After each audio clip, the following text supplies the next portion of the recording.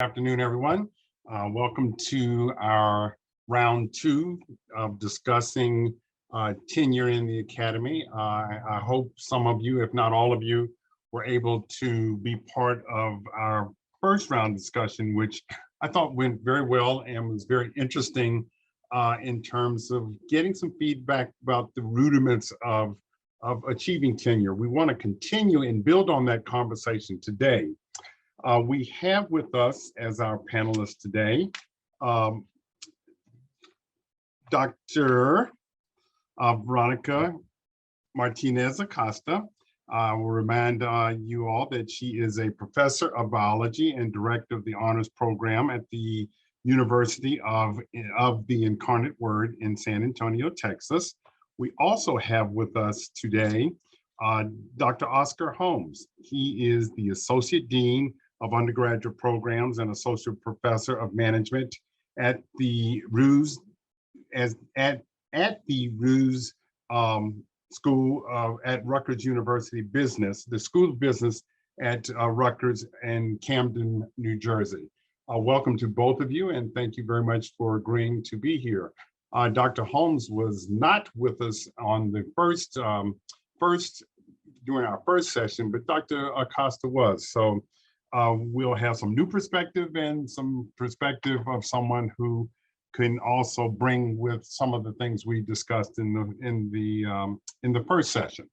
Well, let me start by posing. I know when we were preparing for this, we had a really interesting discussion amongst the three of us about this whole issue of, and not necessarily shared the same opinion and views of this whole issue of tenure and how we're going to address it going forward. But let me get the discussion started by posing this question. Based on what you're seeing at your institution, how do you think tenure promotion policies and faculty diversities are related?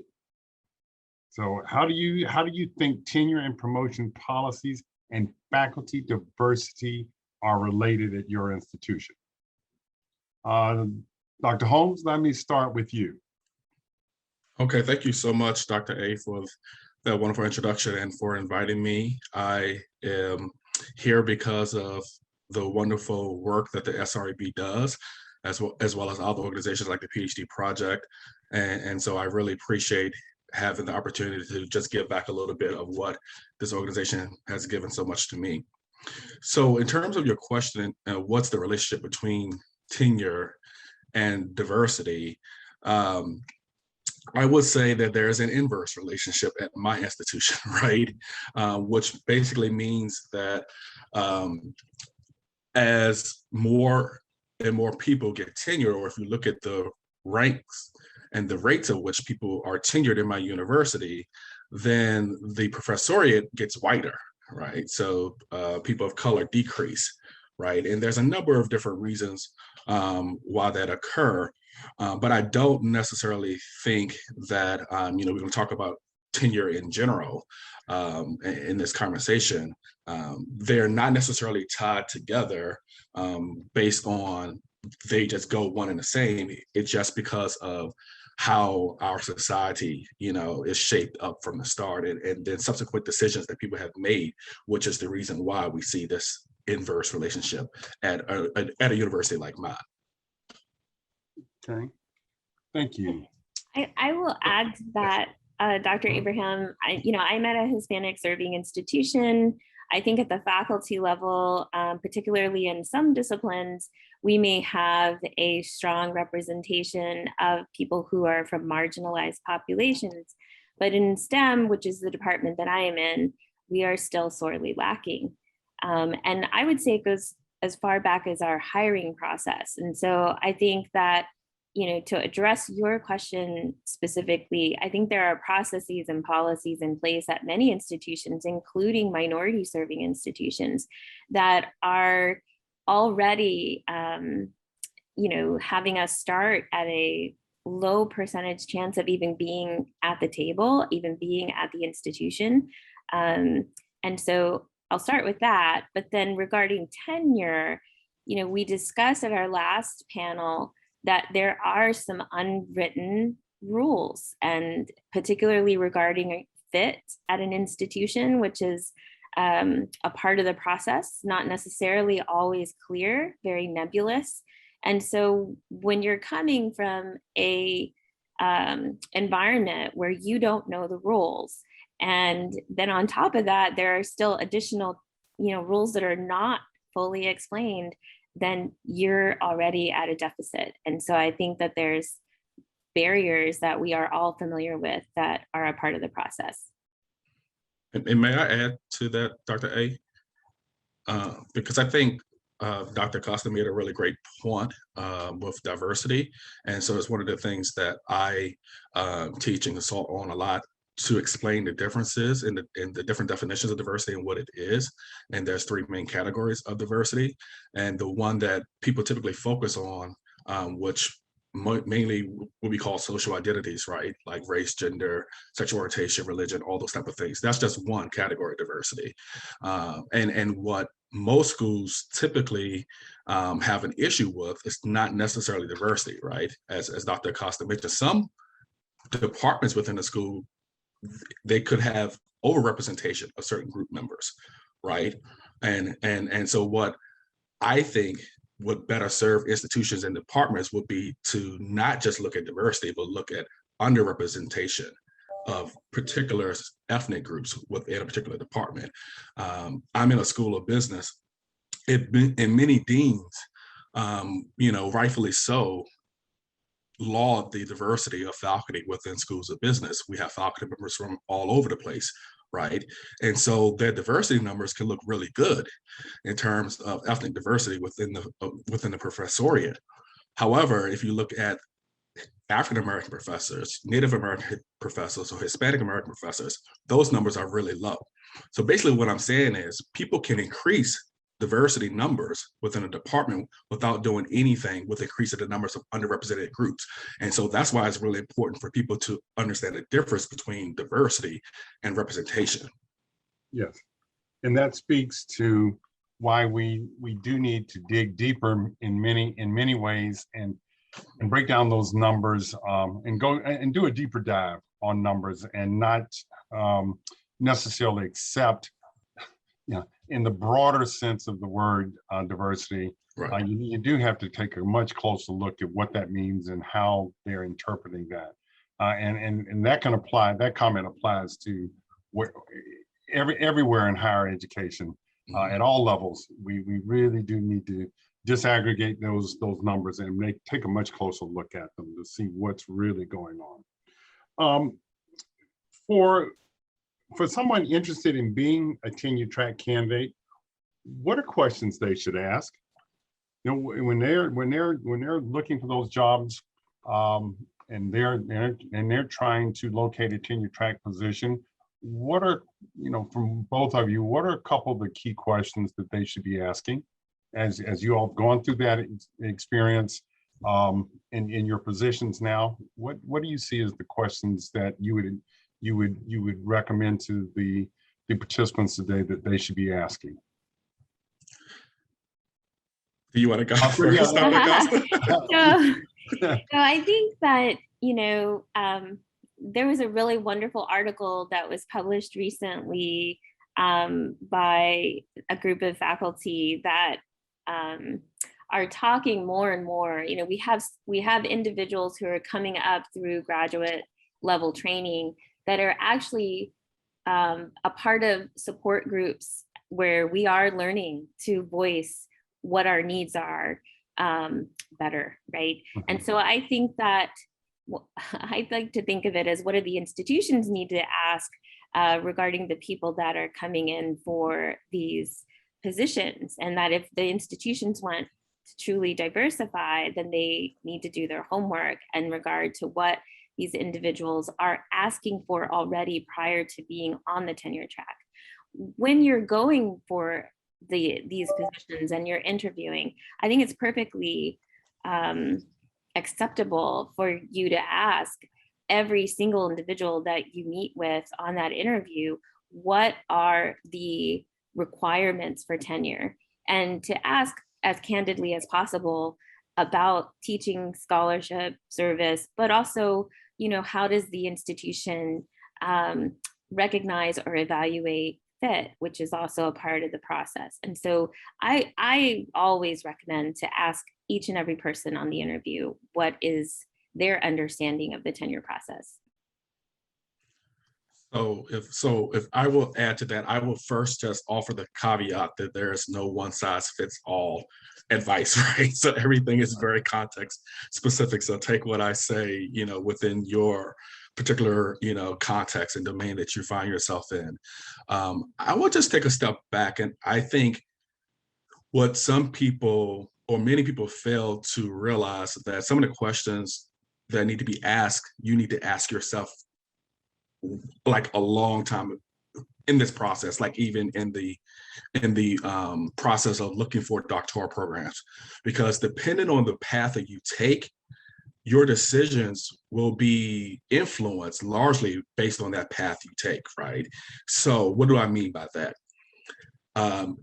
If you want to see yourself at a specific type of institution, right, once you graduate, then many times that decision, you need to make a decision before you choose a PhD program that's going to get you to that other side, right? So if I want to see myself being a tenure professor at Harvard, right, Harvard Business School, that's my discipline, then I would have needed to make a decision based on my PhD programs before I even got into the program, right? So that's how far you got to think into the future in terms of matching or starting to ask yourself questions to get to the end point about tenure. Because if you made decisions up front that really there's not a path that's going to get you to Harvard Business School, then it doesn't make a difference once you finish what questions you're going to ask, because you're not going to be attractive candidate to particular sets of school. So you really need to ask yourself, one, what type of place or environment I want to play in, like what sandbox I want to play in from the start. Who am I as a person? Like what type of scholar do I want to be? And when you ask yourself those questions and then you make decisions to be aligned with those things, then that will help you decide, what type of place do you want to ultimately go to post PhD. Now, Rutgers is considered a Research 1 institution. And so I was targeting Research 1 institutions when I was on the job market. So a lot of the advice that I was given and many of my cohort mates were given, people who were targeting Research 1 institutions, was not to specifically ask about tenure requirements at those institutions that you are applying to. And why is that? For us, at least our mentors told us it was a signaling effect, right? The signal was, if you had to ask what the tenure requirements are, you didn't do your homework, because you can just look at the faculty members who we have already on staff, right, and see where they published and what journals they published in, right, and see the rate in which they published, and you should be able to deduce from that what will be likely standards for you. And if we have candidates that ask that question, that will make us think that they may lack confidence that they can produce at the level in which we would expect them to produce, right? So it really depends on like which pond you want to play in a lot, and how far in advance you've asked yourself those questions.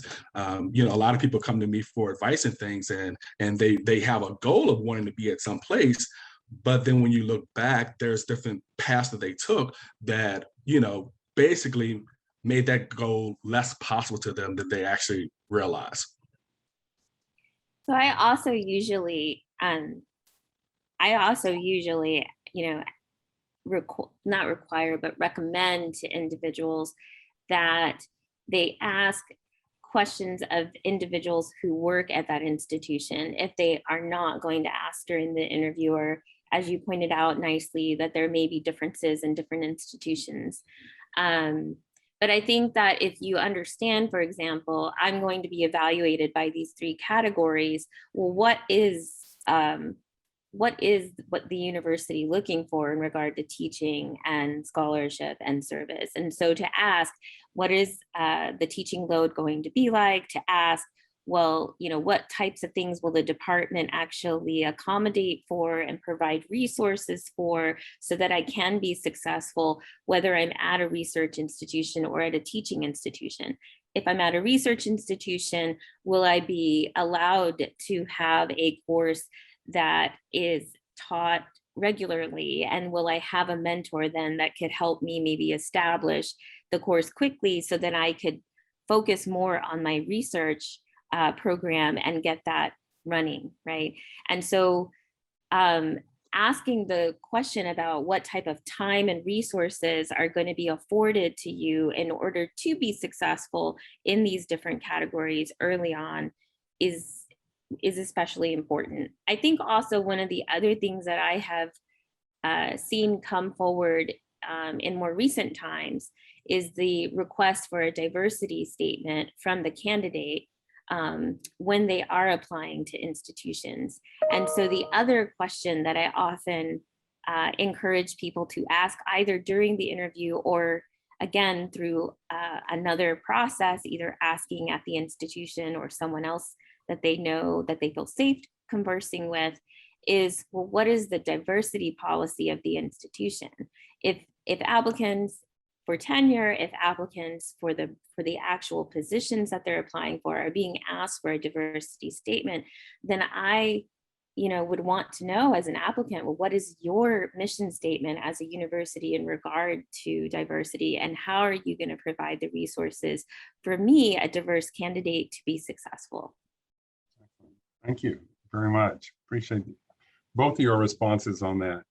And as both of you, I'm going to switch kind of the line of questioning here a little bit. As both of you kind of look into your crystal ball, and given what we see in terms of hiring going on today on our campuses, the rate at which faculty are being tenured, what do you think is going to be the future of that process? And I mean, you speak from your experience at your particular institutions right now. What do you all think is going to be the future of tenure in higher education? Well, at my particular institution, I think we understand and value tenure greatly. We want to protect it. I'm also at an institution where we have many unions, and our unions are pretty powerful at Rutgers. And so tenure itself is not really something that we think will go away at our particular institution, because it's valued, and people see not only just us as faculty, but the administration value tenure. The issue, as is the case with many institutions, is just the number of tenure positions are decreasing, right?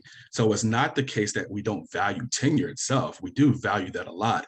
It's just because of finances, right? Like having the funds to support tenure lines, that's decreasing as a public institution, because our state legislatures are decreasing their support to us as public institutions. So we have to rely on what we call more clinical faculty members or part-time lecturers or adjuncts to teach more and more classes at our institution. So I think, again, those things are a bit separate as well. We value tenure greatly, and we understand the academic freedom that tenure affords us. But if it were up to us, and if money wasn't an issue, Rutgers would definitely create many more tenure track jobs, right? But because money is finite and we don't have all that we want and need, that's the reason why we see the increase of part-time lecturers and clinical positions and things like that are off the tenure track. Dr. Costa, your thoughts? I would have to agree. I think that at my institution, I don't get the sense that faculty, at least at the faculty level, that tenure is not of value. There had been discussions a few years back regarding post-tenure review, that there were faculty senior leaders of faculty who believed that there was a need to have a review post-tenure. And I know some institutions do have that. We have had, like many institutions, some challenging times this past year financially. And so we have had tightening of our budgets. And, we've had a recent return on investment report that was done by our financial offices, which, to be quite honest, put many of the faculty on edge, because the immediate thought is, a reduction in certain disciplines or a reduction in number of faculty.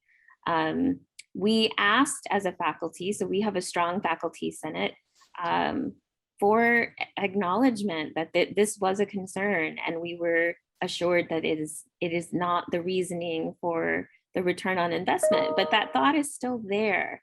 The idea of what is going to be done with that information. Well, one very real outcome of that is there's not enough tenure track positions that are opening up this coming year. And so I feel confident that the at least initial outcome of that report is reduction of available positions.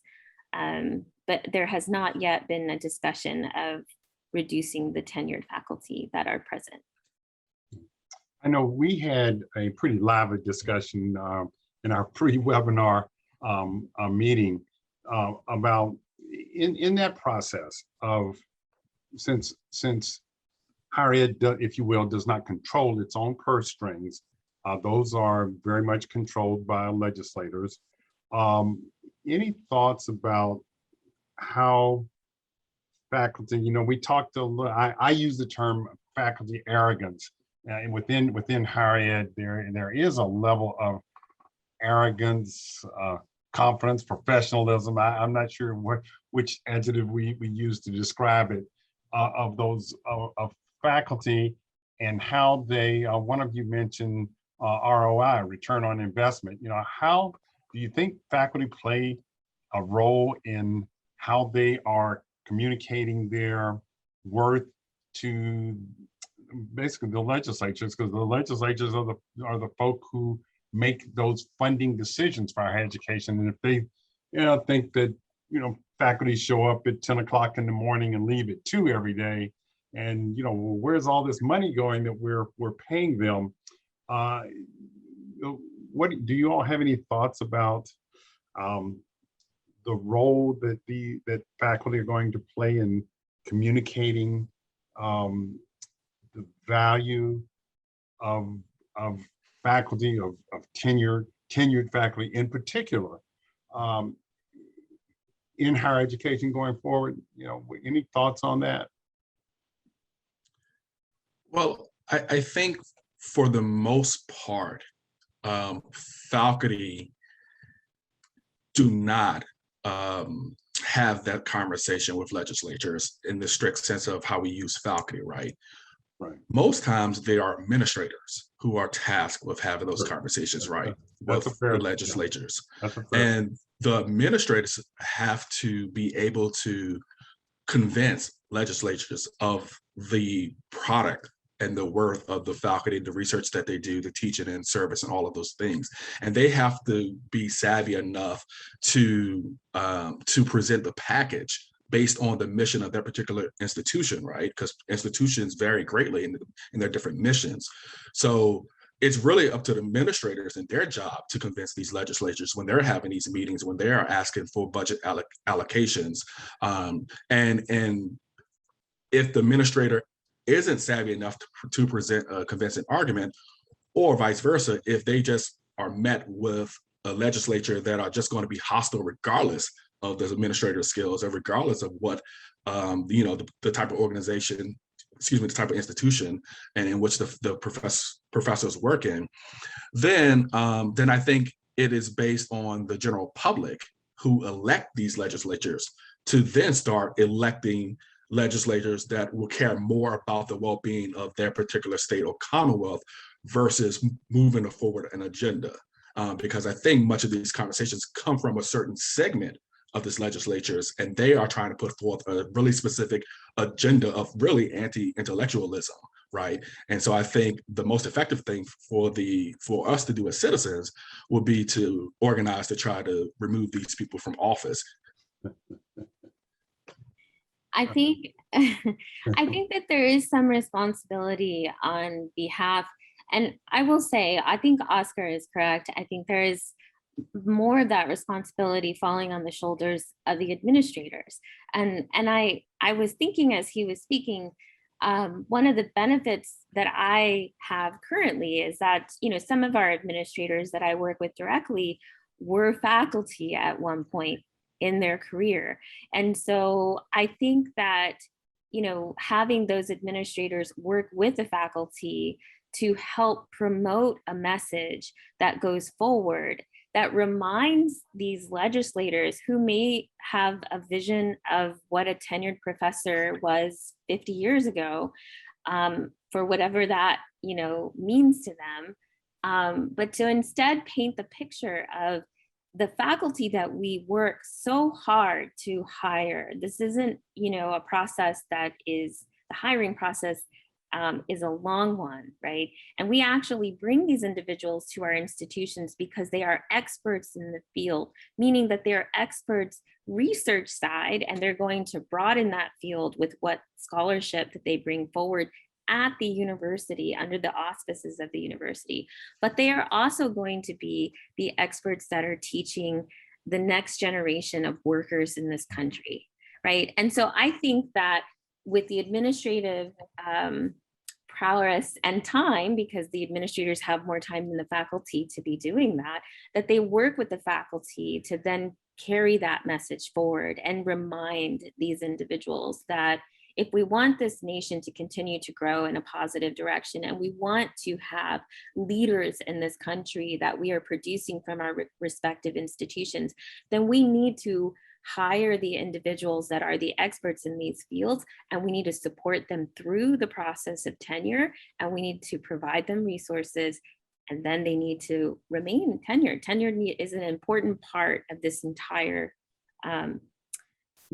I guess, machine that we're working at. All right. Thank you both for weighing in on that.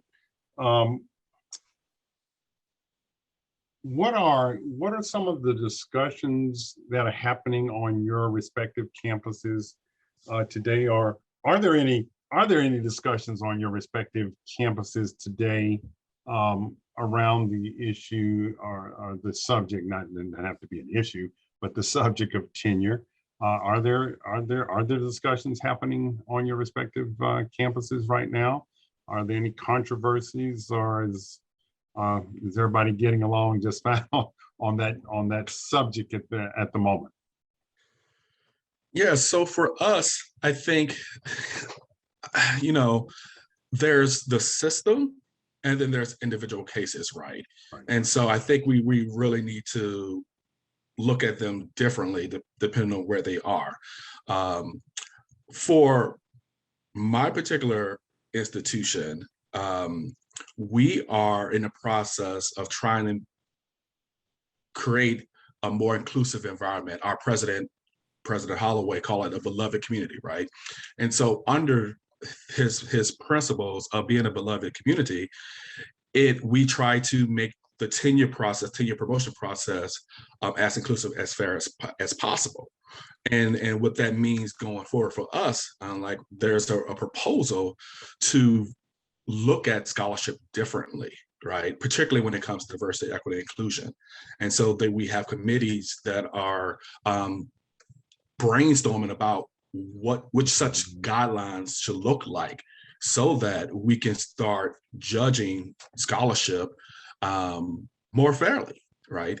And so that's the conversation that we at Rutgers are having in terms of tenure, that we want this to be a system that works better for everyone.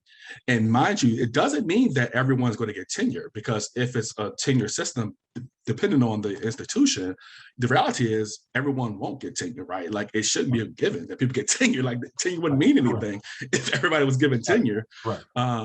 But people should not be unfairly hurt in a tenure process. And that's what our conversation at Rutgers is about.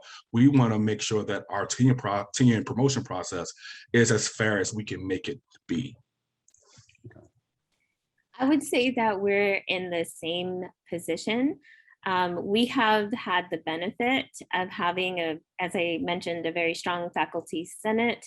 We've also had a very explicit faculty handbook. But as we have grown over the 13 years that I've been at the institution, we have many, many more faculty who play different roles. So for example, we also now have a few professional schools that are a part of our institution. And so we have had to go back to that faculty handbook and really think about whether or not our process still fits us as we have grown, and to do so in the line of thinking that Oscar has brought forward, that we continue to be fair in the process, and for us to really hammer out what is it that we're looking for in regard to each of the categories, but particularly fit.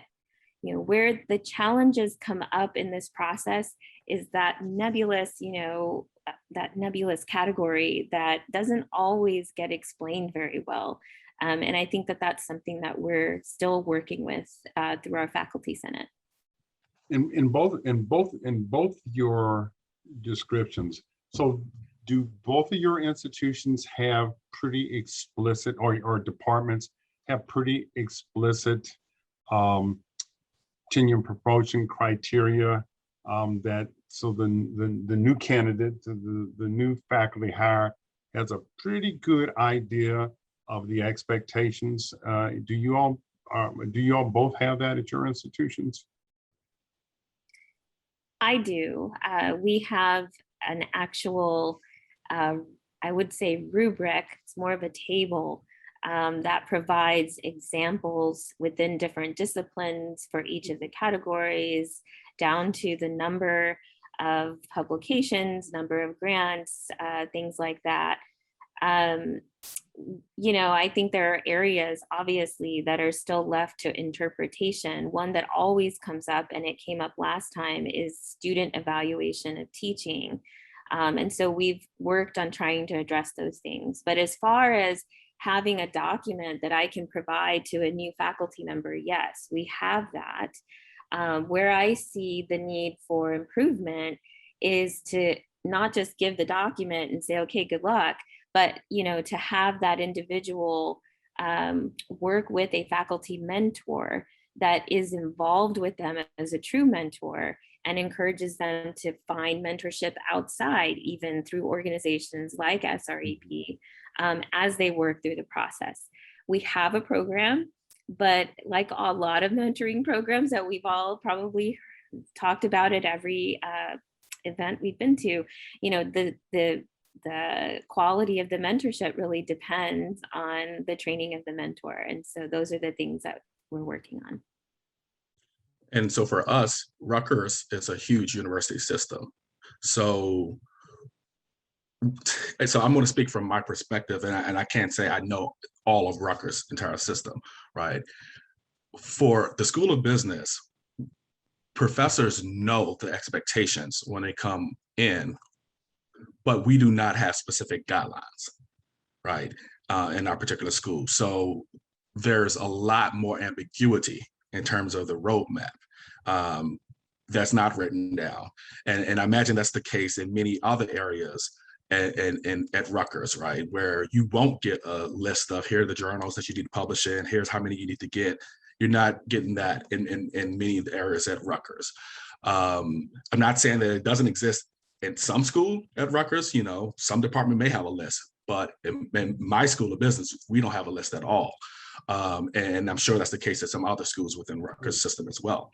Now, not having that list, not having that guideline, again, it doesn't mean we don't know the expectations. So like if you're recruited in, the expectations of what will get you tenured based on research, research, teaching, and service, but it's not as concrete as Veronica is saying that's at her institution.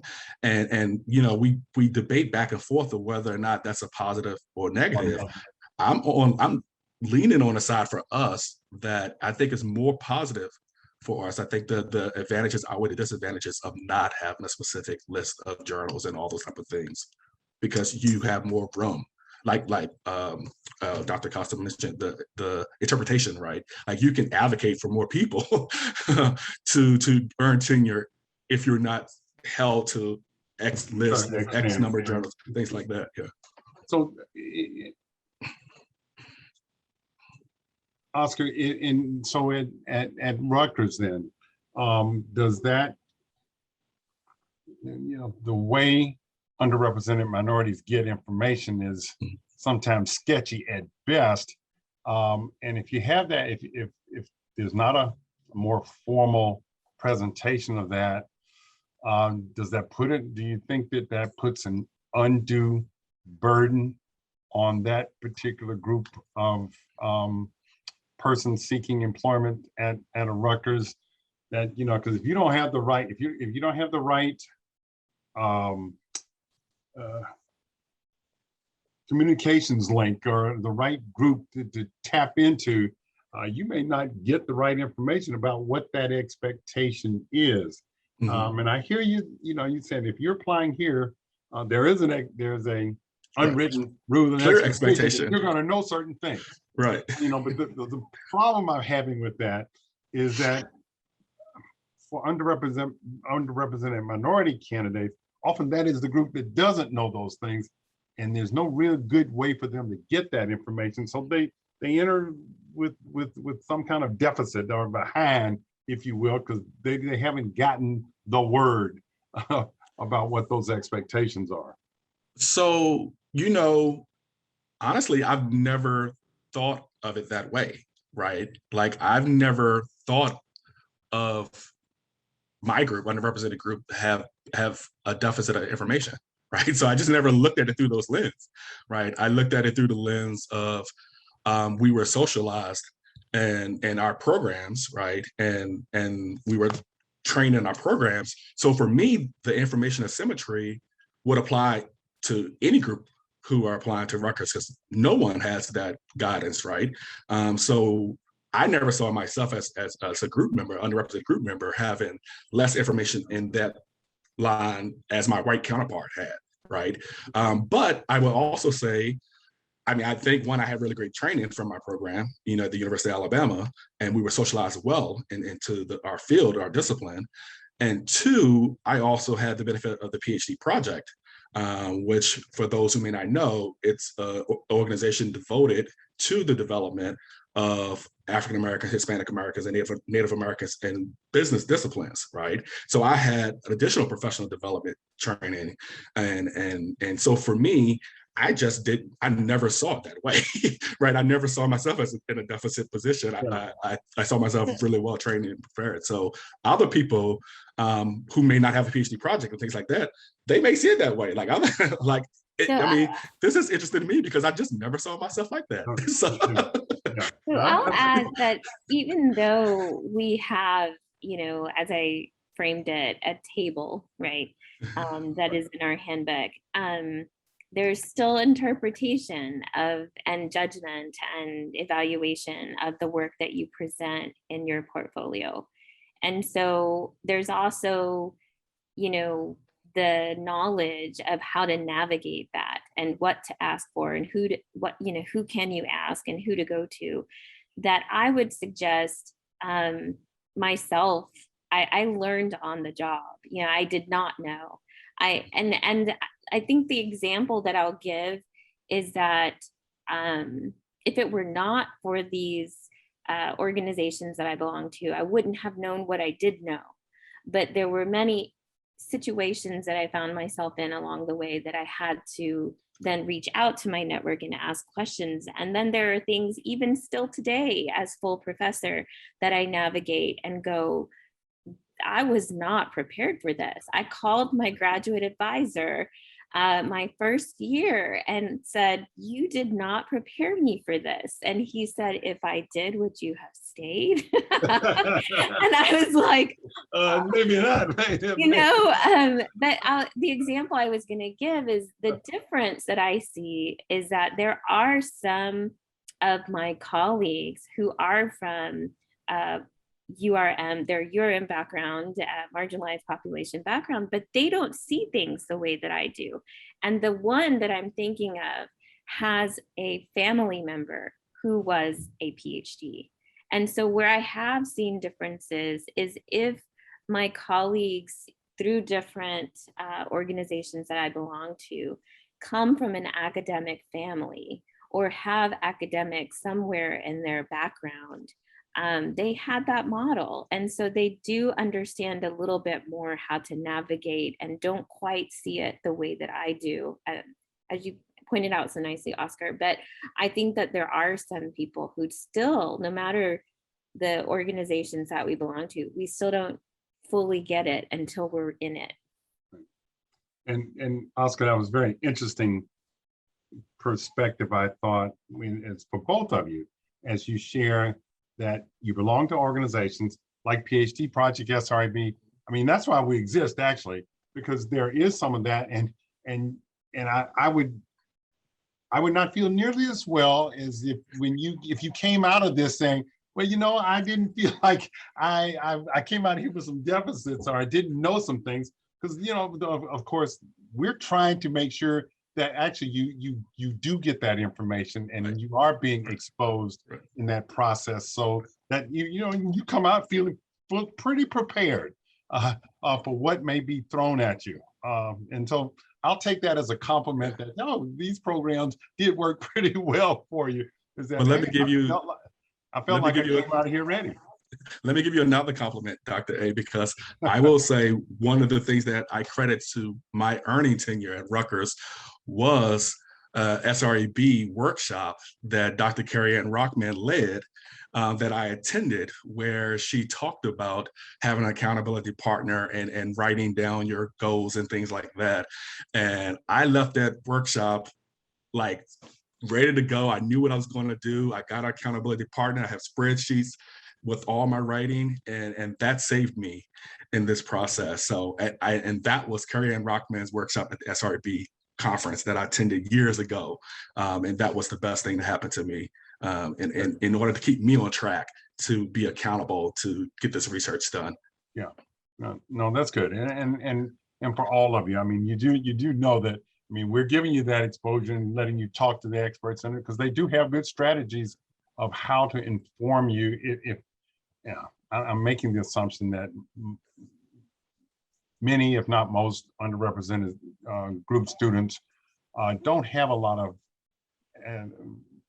Veronica, as you were pointing out, you know, if you don't have a family member, you don't have those clues, and you're not picking that information up in other ways, in other places, you know, there's stuff that's going to go by you that you just don't get exposed to. And this is we as programs are trying to be sure that we just don't leave any stone unturned when it comes to making sure that that you all as students, as part of our constituencies, part of our programs, are getting some hint about that.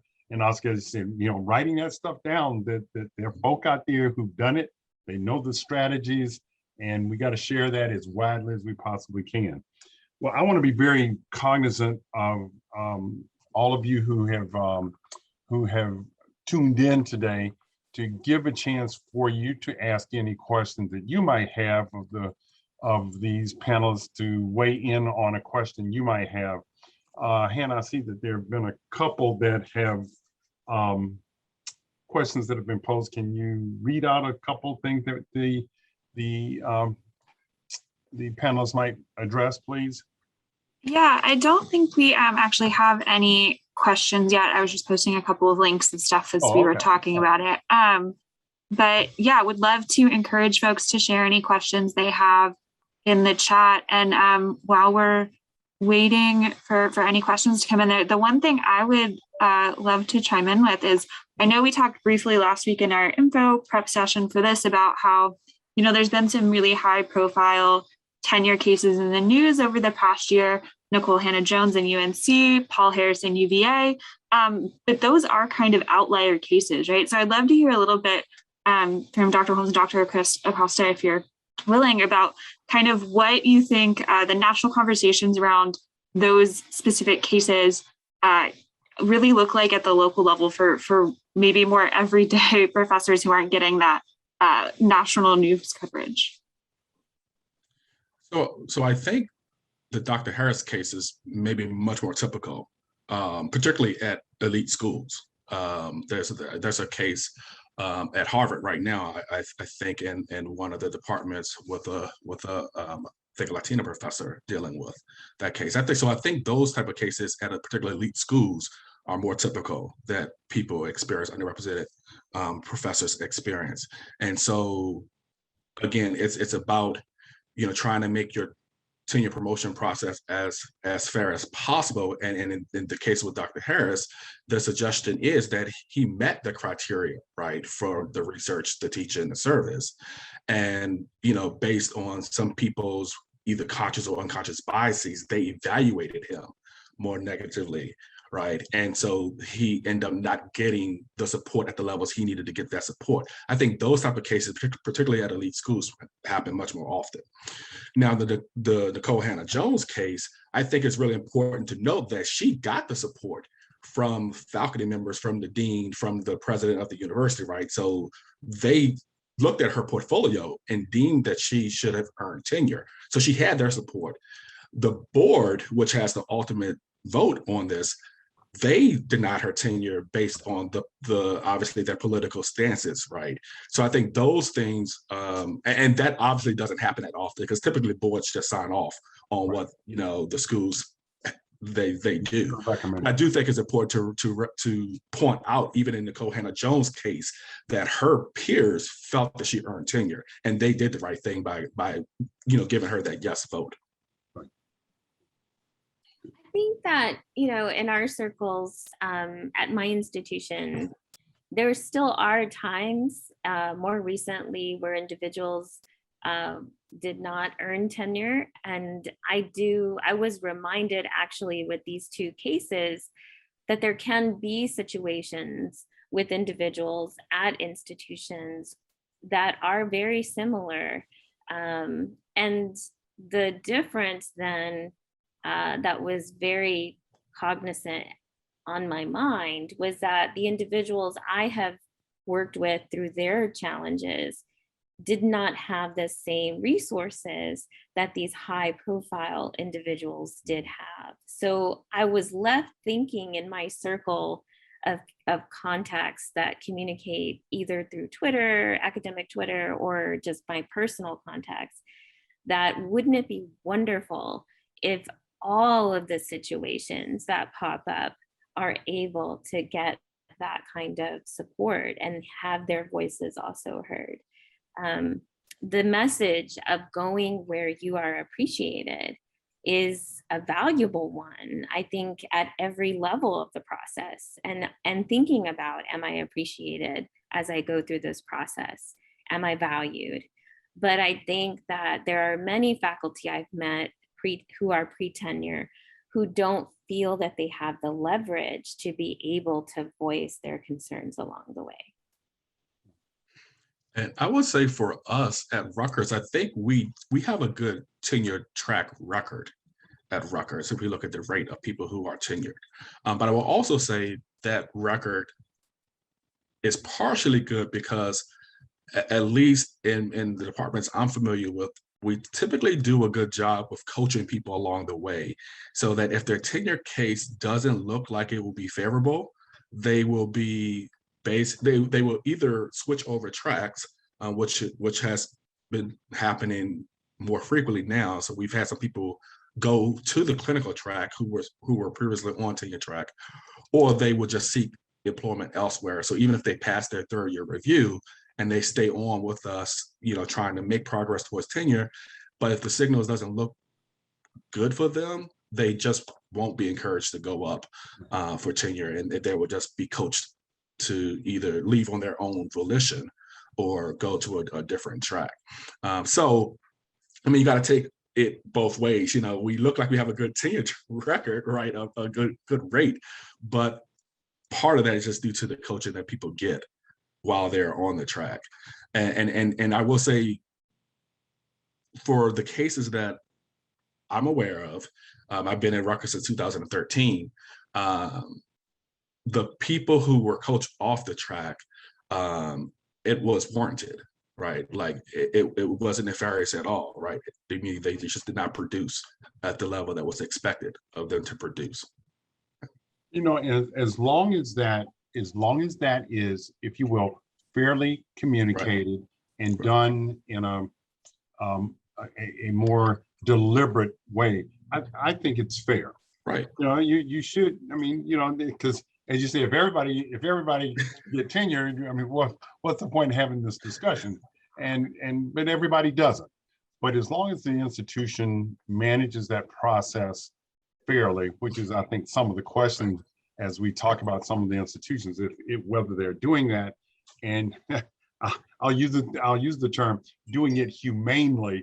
I mean, there really is a way to coach people off that track. And if you're informing them, so that they don't get surprised, and being very clear about what the expectations are, where they are relative to those expectations, and doing it in the right way, that's a fair process. Unfortunately, not everywhere does that. Yeah. And that also requires a level of self-awareness, right? Yes.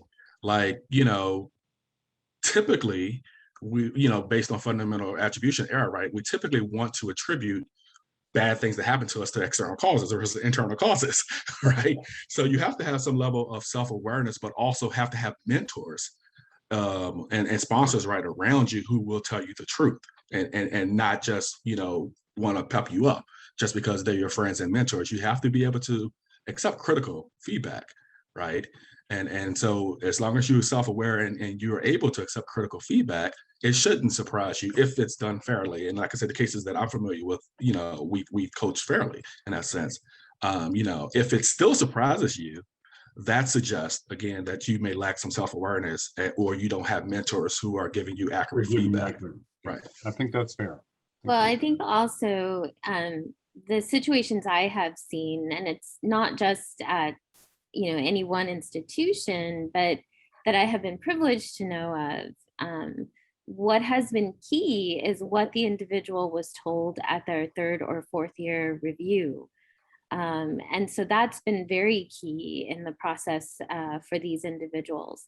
I think for our institution, again, we're still working on our process to make it even better. And so we have recently entered discussions on the structure of that 3rd year review letter so that it is explicit and that it is the guide, that it is the coaching mechanism for the individual to have enough information to actually make the change, right? So I think that particular process of making sure that it is absolutely clear can still be tweaked at least, I can say so for our institution, we're working on it, but I think on many institutions where you don't just leave it to the individual to kind of figure out what is meant if it's not completely clear.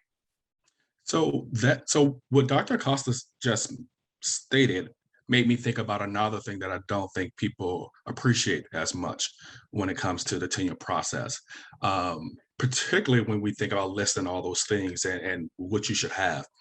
It's not just what you should have to get tenured at an institution. It's also when things happen in your process, right? And so that's particularly critical for tenure cases, is when things happen.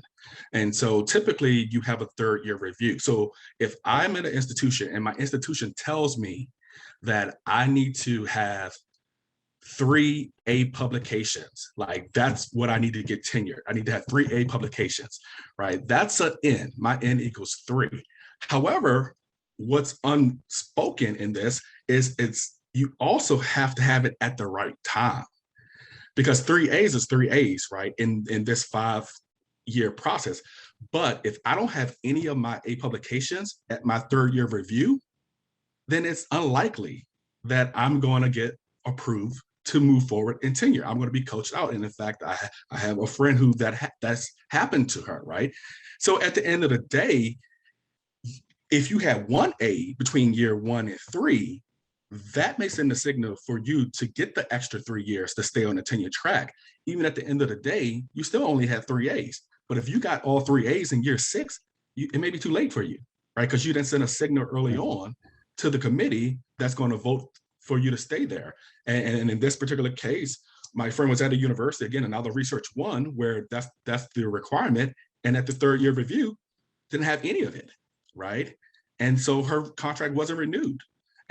But she went somewhere else. And I mean, that's the other thing. Like, life doesn't end if you don't get tenure, or if your contract's not renewed. There's still a life after that. And she's doing great. But after that time period, all her articles hit at A-level journals, right?